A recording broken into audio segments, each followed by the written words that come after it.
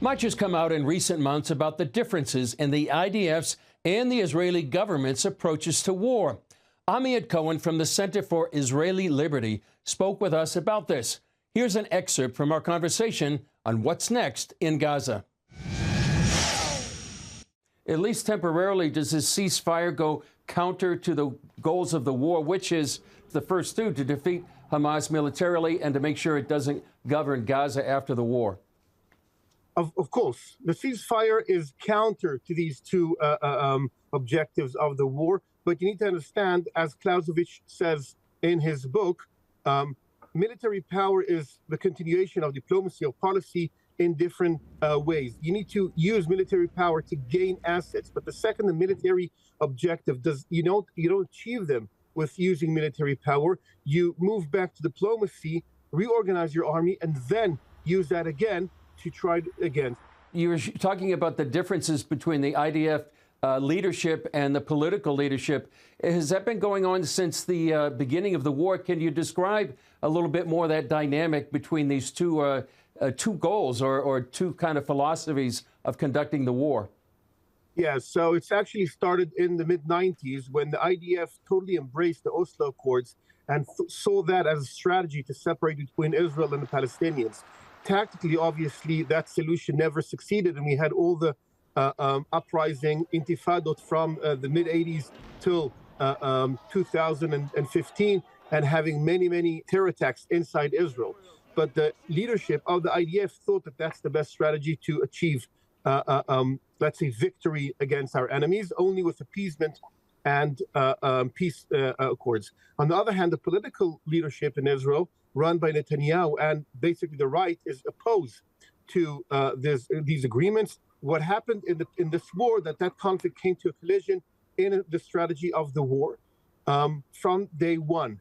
The IDF was not built in the right way to have an offensive in two fronts, in Lebanon and in Gaza, in parallel. The IDF was not built by the generals of the IDF to have enough ground troops and infantry and armed forces to invade and destroy the Gaza Strip. That's one of the reasons we were stuck with the lack of ammunition, the lack of mortars, the lack of 155 artillery shells, the lack of Air Force strikes, because no one planned in the IDF to have a real offensive attack to occupy territory inside Lebanon and the Gaza Strip.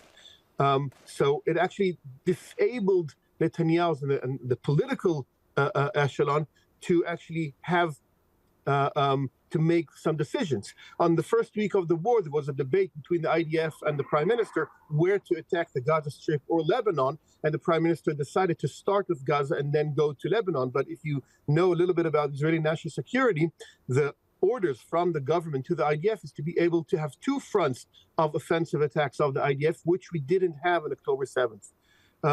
I hope the new general in the IDF now, the new leadership, which I hope will be appointed in the next couple of weeks, will be from a new generation of leaders in the IDF, which are rising from a more conservative right-wing leadership that is much more hawkish than the progressive elite we have with IDF, from Herzi Halevi to Kochavi to Benny Gantz to Gadi Eisenkot. All of them, their strategy are appeasement and minimizing the military force and using only special ops. The next generation, I hope, will be more classical warfare that understands you need to destroy the enemy till the end, to the total victory. Yeah.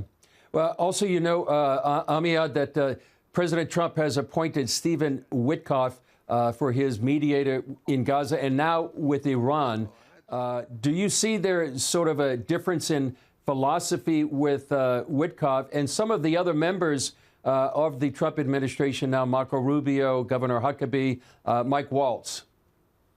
So it depends. Each one of them is a little bit different, and we need to give them some time to prove themselves. I don't know Witkoff, and definitely not in person, and I don't know what he thinks and how he thinks. So time will tell how he thinks. But we need to understand, Israel is an independent state that has its own interests that do not align 100% with the American ones. And this is what Prime Minister Netanyahu and the Israeli leadership need to understand. We need to act only on Israeli interest and have a conversation with the American interest too, that not align 100%, but we need to have a good conversation. On the other hand, America needs to understand that they cannot force Israel to, let's say, go against its existential needs. And that's what Biden did and forced the IDF in Israel to go against the Biden administration by attacking against its advice and, let's say, the orders that they gave Israel. Israel needs to become an independent state in that aspect too. And I think I can trust Witkoff, Trump, and all the people surrounding Trump to respect Israel's sovereignty.